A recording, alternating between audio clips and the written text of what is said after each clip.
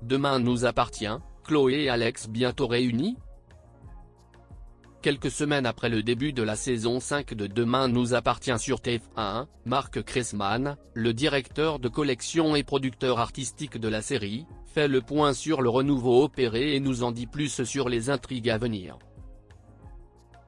Diffusée depuis la mi-août sur TF1, la saison 5 de Demain nous appartient, marquée par la diffusion du 1000e épisode de la série et par l'intrigue événement de la prise d'otage, a fait souffler en quelques semaines un vent de fraîcheur et de renouveau sur les aventures des Delcourt, des Valorta, et des autres familles de Sète. En accueillant notamment de nouveaux visages, dont Jennifer Loret, Emmanuel Moire, et Charlotte Gaccio, en disant au revoir à des personnages historiques, tels que Sandrine, Morgane, Ulysse, et Amanda, ou encore en changeant complètement la qualité d'image de la série et le générique d'ouverture, désormais rythmé par une chanson signée Vianney. Alors que les téléspectateurs de Demain nous appartient suivent actuellement une intrigue de rentrée centrée sur la mort d'un élève au sein du lycée Agnès Varda, une des nouvelles arènes du feuilleton, Marc Cressman, qui a rejoint l'aventure Demain nous appartient il y a quelques mois en tant que nouveau directeur de collection et producteur artistique, est revenu pour nous sur le renouveau opéré, sur l'intrigue de la prise d'otage, et sur ce qui nous attend au fil des prochaines semaines à l'antenne.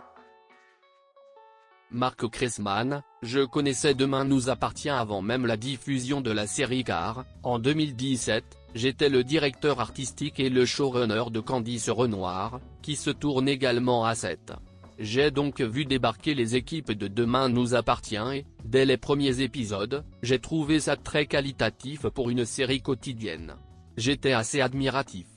D'autant plus que le soap est un genre que je connais bien puisque j'ai commencé dans ce métier en travaillant comme scénariste sur des séries quotidiennes il y a une quinzaine d'années, dont 5 Sœurs, Paris 16e, et Seconde Chance. Quand j'ai arrêté Candice Renoir il y a 2 ans, j'ai dit au revoir Sète. Je ne pensais pas du tout que je finirais par arriver sur Demain nous appartient un jour. Et ce qui s'est passé c'est que je travaillais sur un autre projet avec Vincent Mellet, le directeur général de Newen France, qui produit la série, note de la rédaction. À chaque fois qu'on se voyait on parlait des quotidiennes qu'il produisait. Et ça a dû finir par provoquer un déclic chez lui un jour. Il m'a donc proposé de rejoindre l'aventure fin février quand Éric Fureur a décidé d'arrêter d'être le directeur de collection des 2 feuilletons de TF1 pour se consacrer pleinement à Ici tout commence. Je ne m'y attendais pas du tout mais c'est une proposition qu'on ne refuse pas. J'ai dit ok pour être directeur de collection mais j'ai également demandé à être producteur artistique.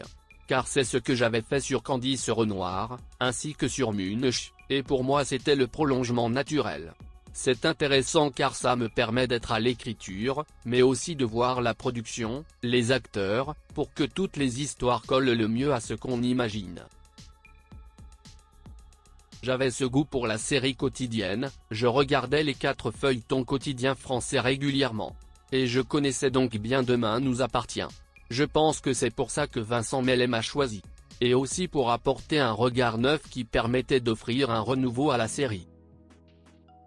En quoi consiste exactement le travail d'une directeur de collection? La base de mon métier c'est l'écriture. Je dirige l'écriture des arches, c'est-à-dire les idées de départ, jusqu'au dialogue.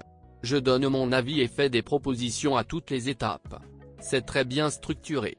Dans d'autres séries on n'écrit plus, on n'intervient plus. Ici, je donne mes idées, des orientations. J'ai des idées d'histoire, de personnages. Et ensuite ça se développe en équipe. Quand on m'a dit tu vas arriver pour l'épisode 992, juste avant le 1000e épisode, j'ai immédiatement pensé il faut faire quelque chose d'événementiel pour la 1000e. D'autant plus que cela coïncidait avec le lancement de la saison 5. J'ai très vite pensé à une prise d'otage, en me disant que ça n'allait pas durer trop longtemps et que cela allait nous permettre de frapper un grand coup pour la